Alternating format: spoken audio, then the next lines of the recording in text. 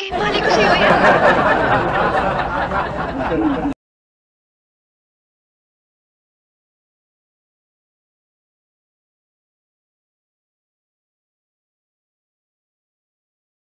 Hello, what's up mga katata? Nagbabalik tayong muli. Ito, ang topic natin ngayon ay dun sa mga generator na hard starting. Ang apat na dahilan kung bakit mahirap umandar yung mga generator. Una, yung gauge ng oil natin dapat nasa high level yun. Tapos pangalawa, yung dun sa carburetor nya dapat laging malinis yun mga katata. O kaya naman, mas maganda lagi nating pinapaandar. Kahit na once a month lang na 10 seconds. Yun yung lagi sinasabi ko sa mga may generator mga katata. Tapos yung pangatlo nya mga katata, yung spark plug. Baka wala ng kuryente yun mga katata. Tapos yung pangapat, yung gasolina nya mga katata. Dahil itong mga generator na to madalang lang natin gamitin, baka expired na yun mga katata. Oo, nag-expired yung mga gasolina mga katata, lalo na sa mga generator na ganito.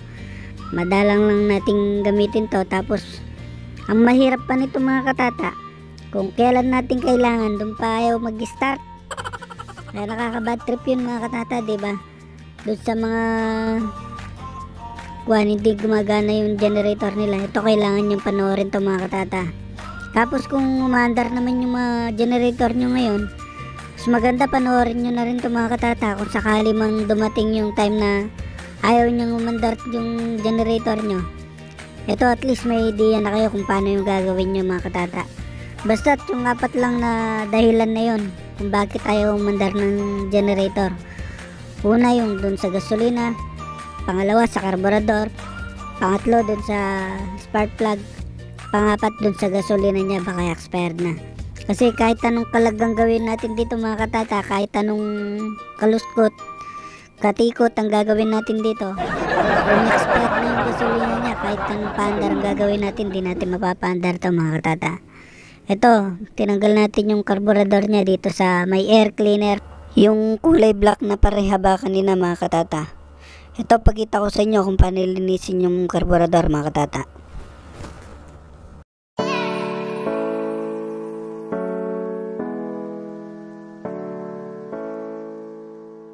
Kung hindi pa pala naka-install yung mga generator nyo sa bahay mga katata, meron akong isang video na ginawa kung paano install yung generator sa bahay. Panoorin nyo na lang. Nilagay ko na yung link dito sa ibaba ng aking video mga katata.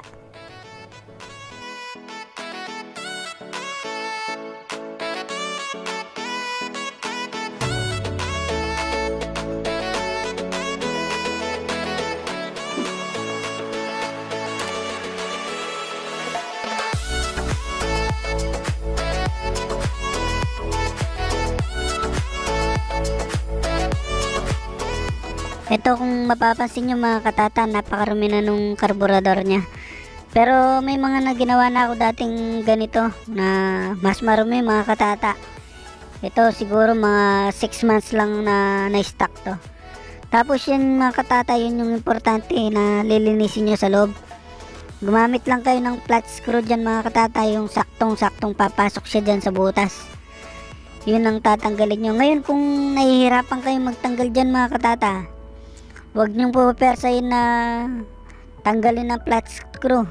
Kasi hindi nyo na matatanggal yan mga katata. Mas maganda babad nyo muna sa unleaded.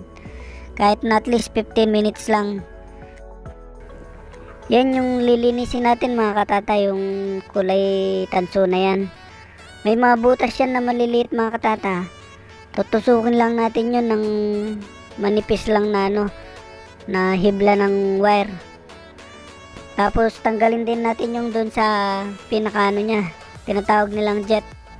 Kailangan din natin linisin yun mga katata, pero wag nating lilihain yun dahil pagka nilihan natin yun mga katata, magkakaroon siya ng leak dito sa may overflow nya. Ito yung kulay puti na yan, ang tawag nila dyan ay floater. Ang trabaho naman yan mga katata, para hindi mag-overflow yung gasolina sa may carburetor nya.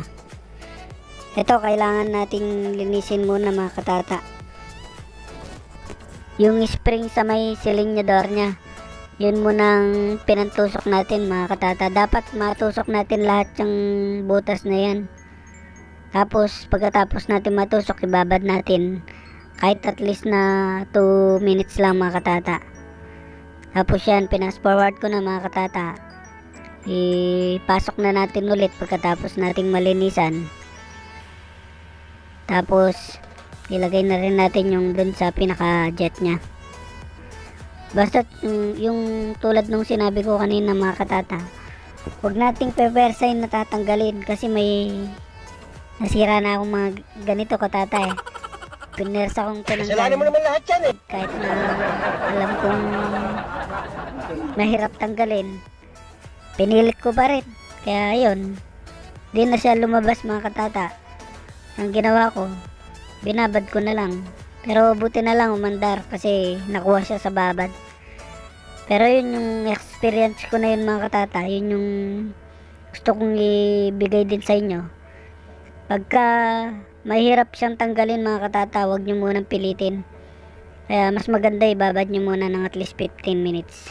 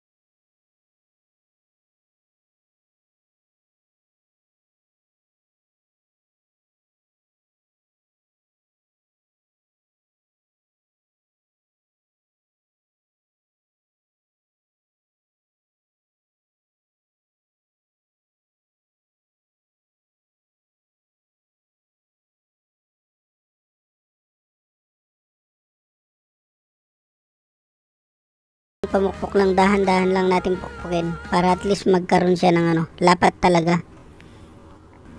Tapos pagka isosoli na natin mga katata, tulad nung sabi ko kanina, kamay lang munang pampasok natin dito sa spark plug mga katata. Dahil pagka ginamitan na natin kaagad ng tools to mga katata, baka may tendency na ma-lost thread yung pinaka black nya. Tapos pagka okay na, tsaka natin gamitanan ng tools ngayon mga katata.